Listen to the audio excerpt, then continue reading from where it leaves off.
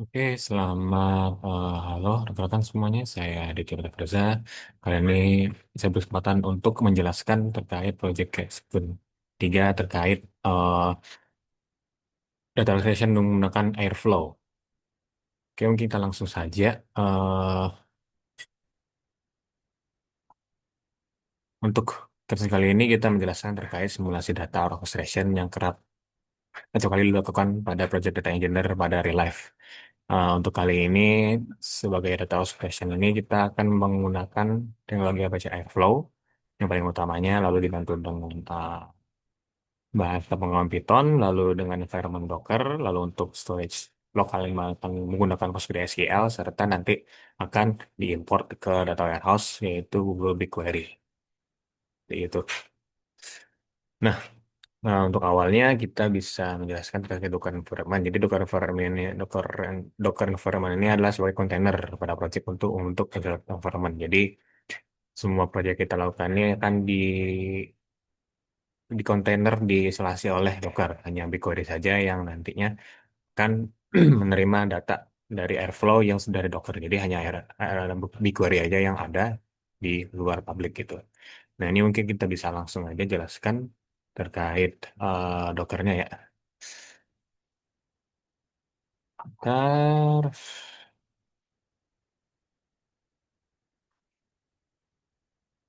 Oke, untuk Docker ini default ya. Lalu kita menggunakan local executor. Jadi kita nggak ada pakai Redis atau nggak ada pakai Flower. Ini untuk lokal saja. Lalu untuk servisnya ini untuk defaultnya semacamnya untuk passwordnya, akses untuk SQL-nya ini adalah root password. Lalu uh, uh, untuk ini aksesnya ya. Oke, untuk Docker sini kita menggunakan empat service ya. Empat service yang penting yaitu pertama Postgres sebagai database-nya, lalu Airflow web server itu sebagai UI Airflow-nya, lalu Airflow scheduler untuk bisa menjalankan DAG atau jalankan task-nya, serta Airflow init untuk inisiasi awal. Lalu untuk Postgres-nya ini kita menggunakan Postgres versi 12 dengan portnya CC ini 532. Lalu untuk user passwordnya sesuai yang tertera. Lalu untuk configuration web servernya ini kita menggunakan port 8082 dengan 080, nggak ada hak chatnya biar tetap berjalan dengan baik. Kemudian untuk recommended-nya yaitu sebagai inisiasi bahwa bagaimana caranya Apple untuk berjalan. Lalu kemudian setelah dijelaskan empat ininya empat core-nya lalu kita bisa menjelaskan terkait volumenya di mana kita nyimpen data seperti AGS, logs dan plugin yang terkait gitu. Jadi cek di sini. Nah, ada tiga sini kita pakai.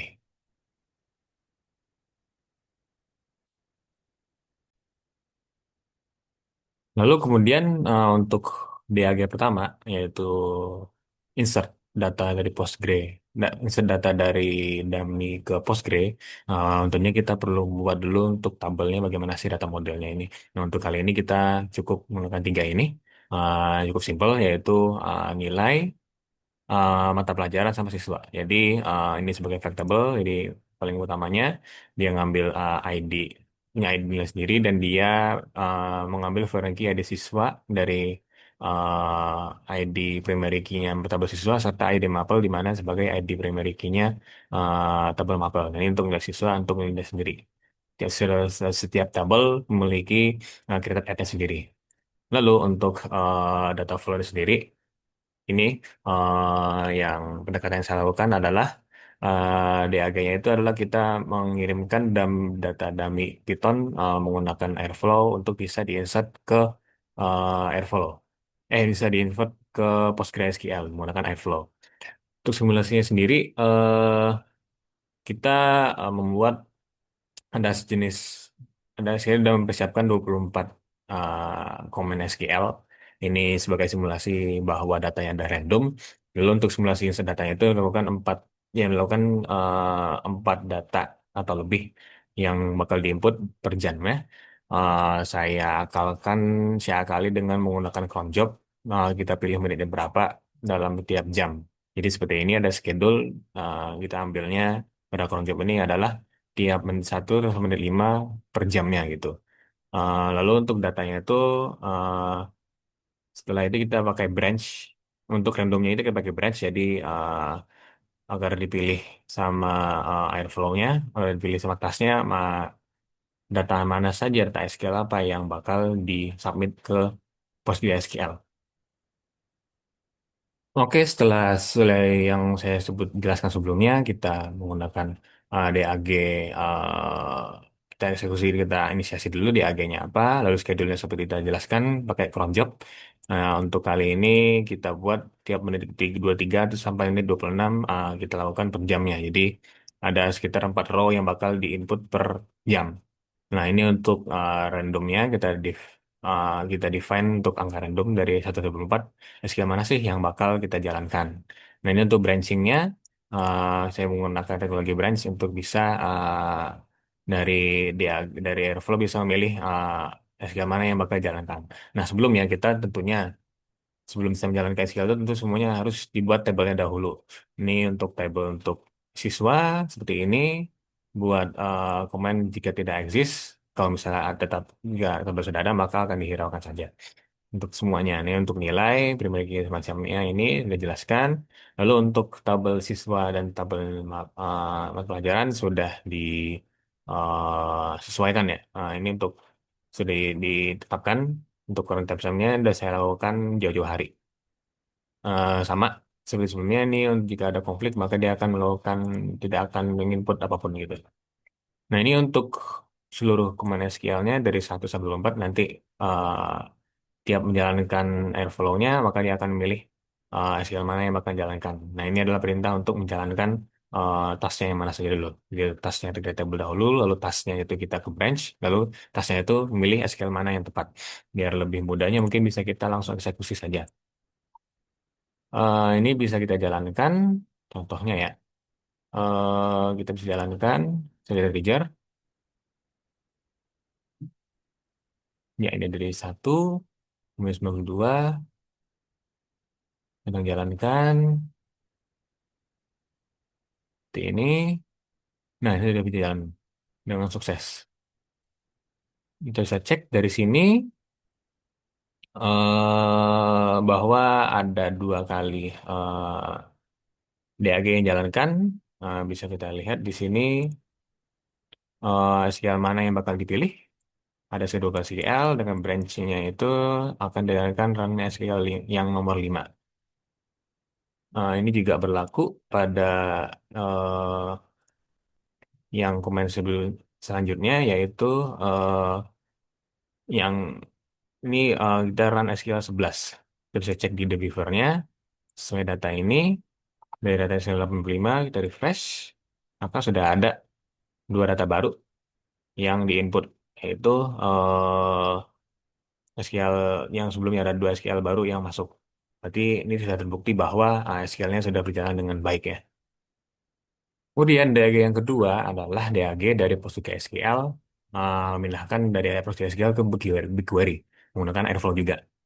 Setelah data yang kita input berhasil ke Postgre, maka kita selanjutnya adalah mengambil data dari Postgre ke BigQuery, tapi dengan kriterianya adalah H-1 Postgre yang diambil. Jadi sekarang adalah tanggal 31, maka yang diambil adalah tanggal 30. Untuk mempermudahnya itu data yang setelah diekstrak itu akan disimpan terlebih dahulu ke dalam folder YMP dalam bentuk JSON agar sebagai bukti bahwa data sudah berhasil diekstrak. Setelah itu data JSON di load ke BigQuery dengan mempersiapkan Google Credential. Setelah selanjutnya jangan lupa pula pada untuk load data ke BigQuery kita persiapkan skema tabelnya lalu partitioning serta incremental agar dia tidak menghapus data yang sudah ada sebelumnya. Oke, ini untuk konfigurasi Postgres-nya, account ID sudah ada, lalu BigQuery-nya ini udah ada kodenya. Ini saya dapatkan berdasarkan Google Auth Dev Application yang bisa kita jalankan pada terminal. Lalu ini untuk BigQuery project-nya, datasetnya adalah ini, lalu database-nya adalah ini. Lalu kita buat skemanya dari seluruh tabel yang ada, dari siswa, mapel, sama nilai. Lalu ini untuk ekstraknya dari datanya. eh untuk konfigurasinya kita ekstrak dari Postgre dengan menggunakan hook. Lalu kita untuk siswa kita testing bahwa untuk tabel siswa ini saya hapus sebelumnya agar bisa kita lakukan input kalau misalnya belum ada tabel sama sekali ya. Lalu untuk eh, ini untuk konversinya, lalu untuk datanya ini kita load dalam JSON sudah jelaskan sebelumnya, lalu kita pakai authentication-nya credential path dari GPG dan JSON. Lalu untuk tabel ini jika belum ada, seperti dijelaskan, tabel dibuat dahulu dengan partitioning sudah disiapkan. Ya ini untuk partitionnya, serta untuk yang incrementalnya adalah yang ini. Lalu setelah itu bisa download data ke BigQuery.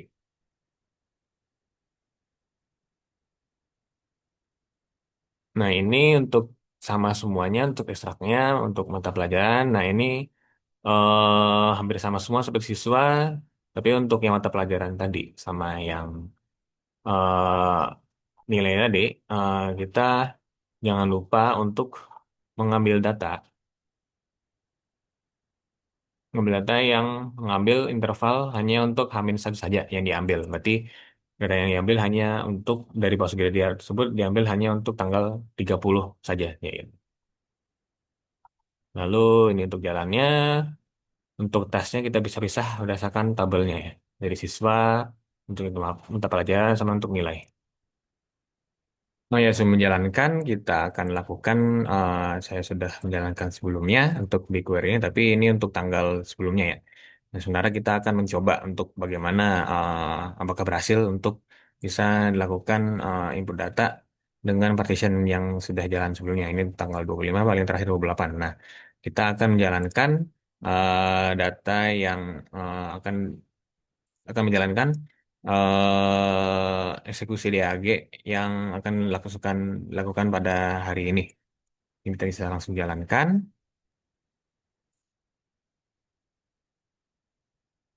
Ini sedang running. Eksekusi sudah berhasil dilakukan, sukses. Ini sudah kita bisa lihat semuanya bahwa semua tiga task sudah berhasil dilaksanakan. Untuk dari eh, untuk dari nilai data yang ada sudah bisa diinputkan bahwa ini jasanya untuk mengambil data dari Postgre. Untuk mapel karena sudah ada tabelnya jadi tidak perlu di eh, ekstrak.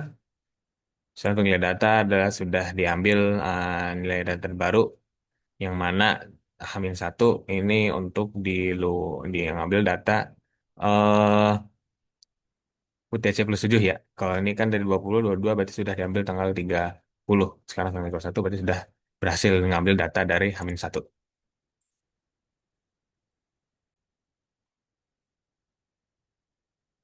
Oke, setelah dari build evaluasi yang berhasil dilakukan, maka kita bisa langsung cek nih bahwa ini sudah terlihat bahwa tabel siswa sudah baru, untuk tabel nilainya sudah masuk. Nah, untuk siswa bisa kita cek nih skemanya bagaimana, ya ID nama siswa kita add, lalu untuk nilai juga skema yang sama, lalu untuk mata pelajaran juga skemanya juga ID nama mata pelajaran. Lalu untuk tes processingnya sudah kita lakukan sebelumnya, kita bisa langsung lakukan lagi. Apakah berhasil untuk input data serta petition, kita bisa run. Oke, terlihat bahwa sudah muncul data baru, jadi sudah di append, sudah di increment maksudnya. Lalu juga petition sudah berhasil dilakukan, di mana tanggalnya ini adalah tanggal H-1, sudah terlihat datanya diambil dari H-1 sebelumnya, sudah dilakukan.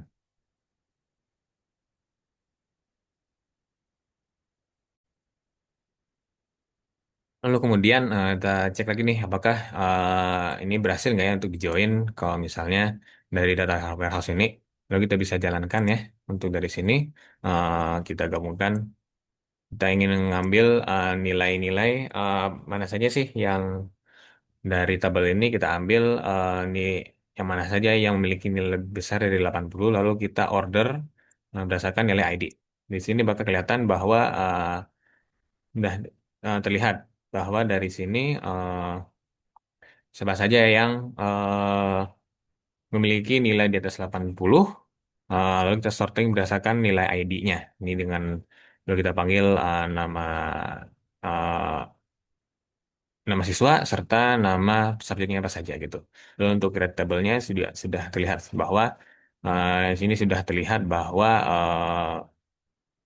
sudah bisa di-join, lalu dengan partition juga sudah berhasil dilakukan.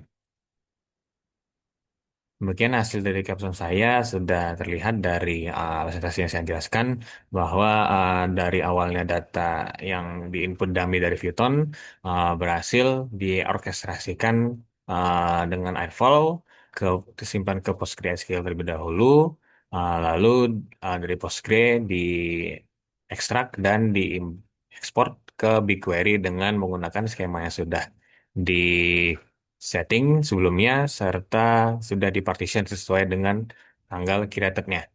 Demikian video dari saya. Terima kasih. Selamat pagi, siang, sore, ataupun malam, dimanapun kalian nonton.